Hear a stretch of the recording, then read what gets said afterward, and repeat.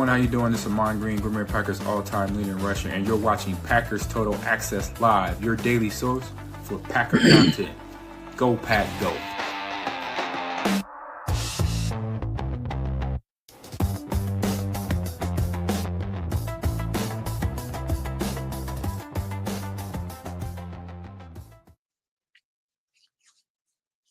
What's up, guys? Welcome into Packers Total Access. My name is Clayton. You can check us out on packernet.com. Find me on Twitter at Packers_access. Just got finished with a live stream breaking down three of the most underrated players on the Packers roster, both on offense and defense. And boy, as soon as we ended the stream, what happened? Breaking news. This is great news. Let's just jump into it. Let's waste no time here. Easton Butler tweeted out the Packers opened wide receiver Jayden Reed's 21-day window to return from IR, a must-needed return. I know we've all been waiting for this, and there's a portion of the fan base that maybe they don't see Jayden Reed as valuable as some of us on the other side do. I feel like Jayden Reed is a spark plug in this offense, man. I think he's a player that is very, very underrated across the National Football League. We'll talk about some of those stats here in just a second.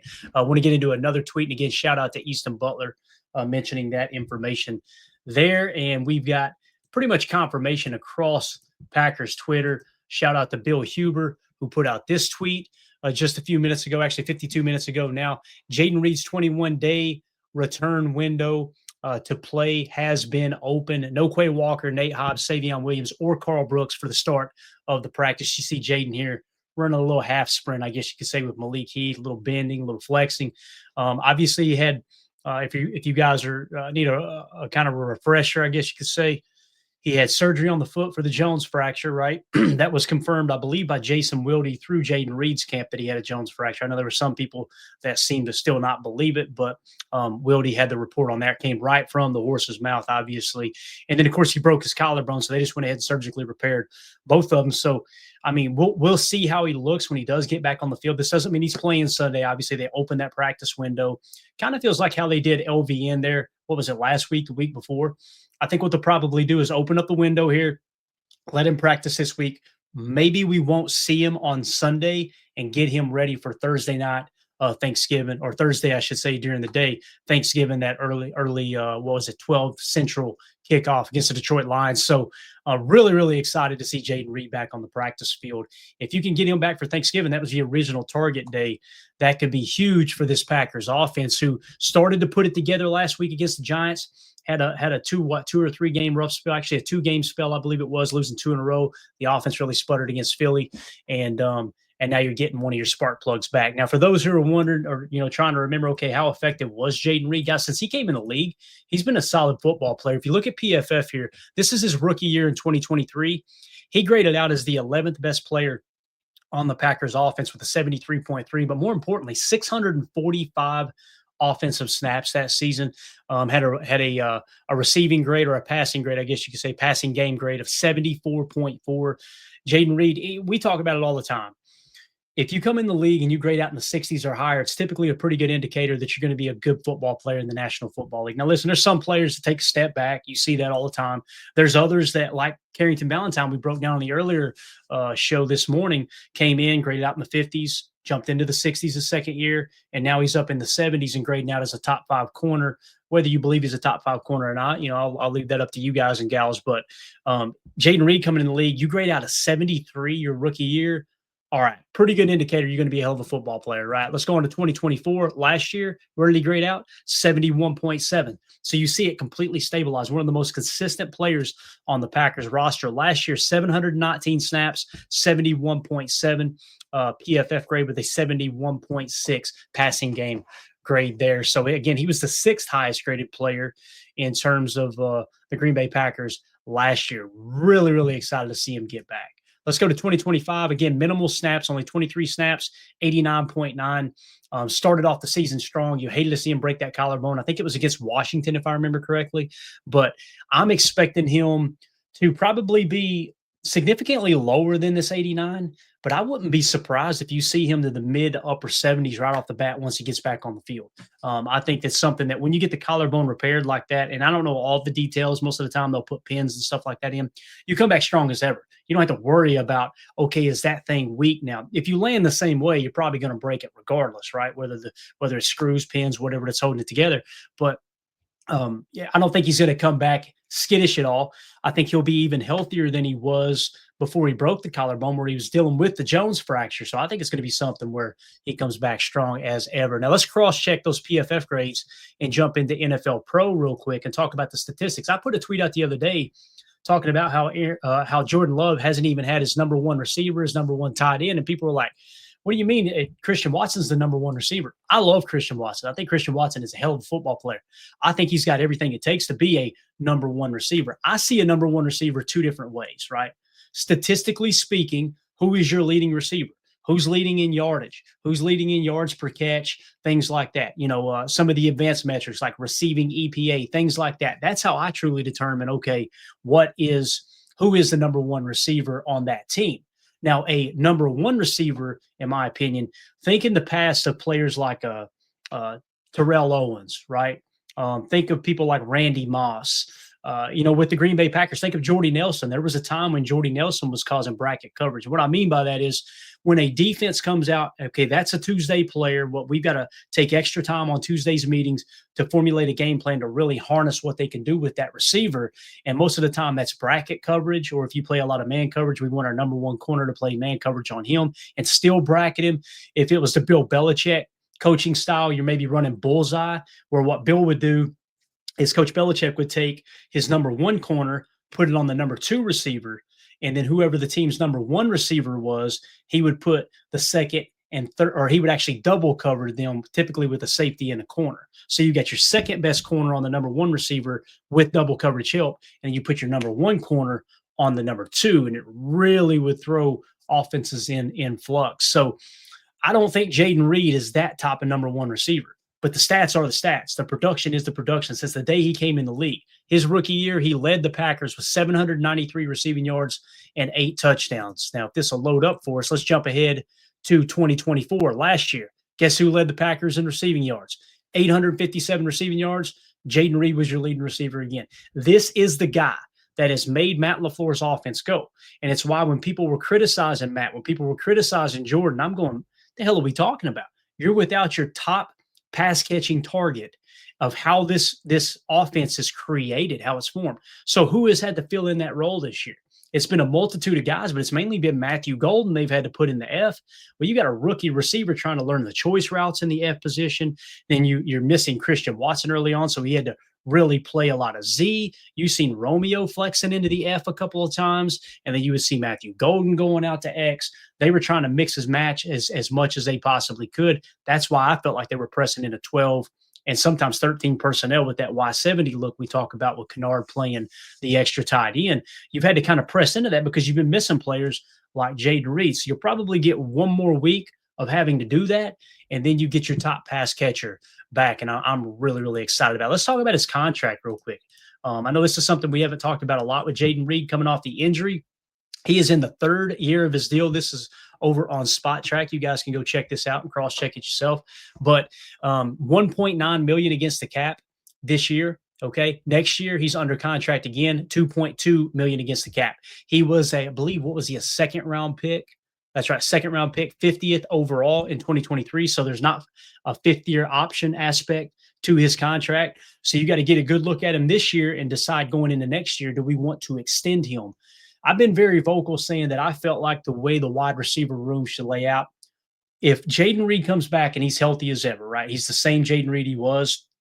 I feel like you can pay 2 receivers contract extensions. You've already got Christian Watson on a mini contract extension. However, I would want Christian Watson and Jayden Reed to be the 2 receivers I pay. And then as you get on down the line 3 years from now and Matthew Golden's up for a contract, you'll have a true evaluation on him. All right, what do we want to do with Matthew Golden moving forward? Is he the guy? All right, cool. Now you got to make a decision with Jayden Reed and Christian Watson. But paying 2 guys good money, I'm not talking top 3 wide receiver money. And listen, the way Christian Watson's playing, you may have to do that on down the line. Right now, don't worry about a problem you don't have. But if you pay 2 receivers, you're going to have a decision to make when Matthew Golden's contract comes up, because you damn sure want to pay Tucker Kraft once he proves he's good to go after the ACL next year. So there's a lot of things that come into play there. Just wanted to lay out the contract situation. He'll be 26 years old next year too, he being Jayden Reed. So that's the update on Jayden Reed. Like I said, really excited to get him back in the fold in Green Bay. A couple of other quick little updates we'll jump into. Rob Demovsky tweeted this out. Packers coach Matt LaFleur said Josh Jacobs will be limited again today, and they will see what he can do. Quote, it's a collective decision always, LaFleur said on whether he plays Sunday. Also sounded optimistic Lucas Van Ness could finally return from his foot injury and play. So there's a decent chance you'll have Josh Jacobs back. You'll have Lucas Van Ness back. Possibly Jayden Reed, although I think it'll be next week before we see him. It'll be on Thanksgiving.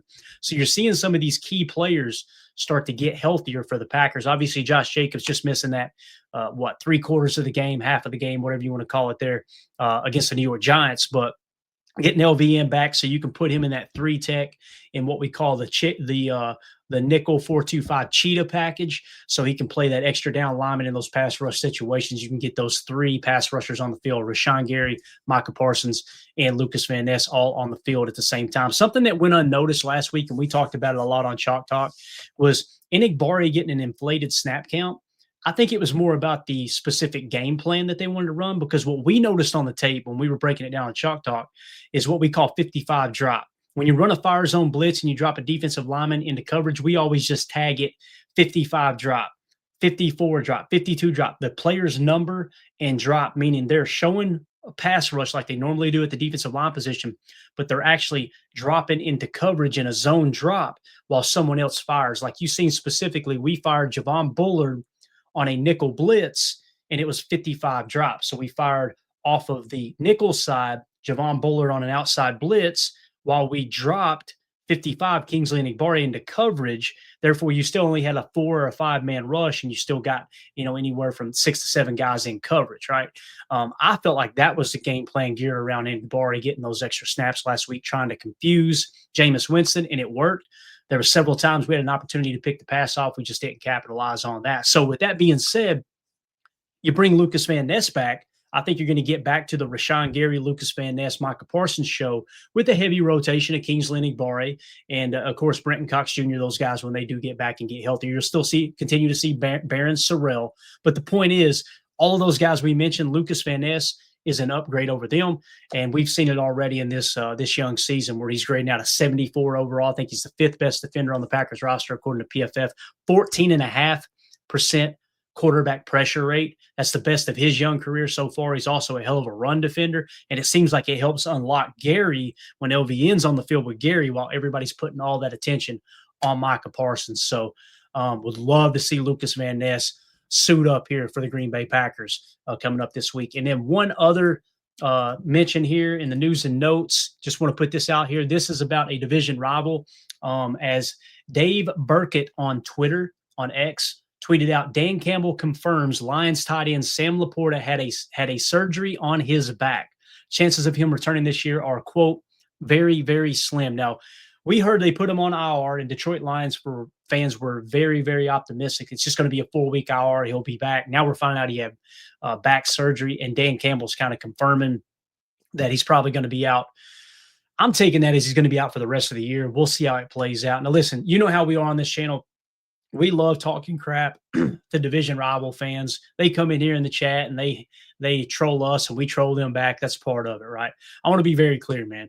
I don't care how much I hate a rival. I don't care how much I hate an opposing team or opposing player. I say hate, obviously football-wise. You never want to wish injury on anybody. The reality is Sam Laporta is a hell of a football player, and it sucks that he's having to deal with this. And the one thing I will say, it is definitely a positive for the Packers because Sam Laporta is one heck of a tight end, man. So it kind of evens that race out. I know the Bears are technically in the lead, although all gambling sites don't even have them as second best odds to win the North. They actually have them as third best odds. Some have the Lions, others have the Packers, but they've seen the strength of schedule with the Bears and how they really haven't played anybody. They haven't got a win against a team with a winning record yet.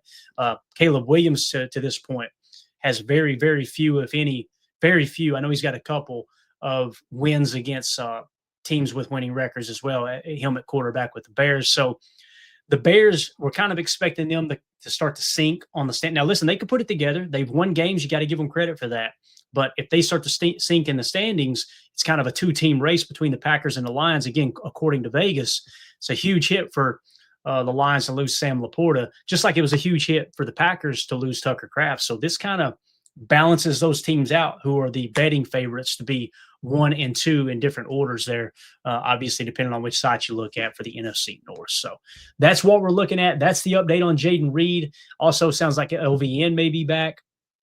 Again, bad news for the Lions, losing Sam Laporta. So we want to hear from you guys in the comments. Let us know what you think about Jayden Reed returning. Do you think he plays this weekend? Do you think it's going to be another week? Do you think they rush him right out there and give him a full snap count load? Or do you think it's going to be something, maybe you ease him in 10 snaps the first game, 20 snaps the second game?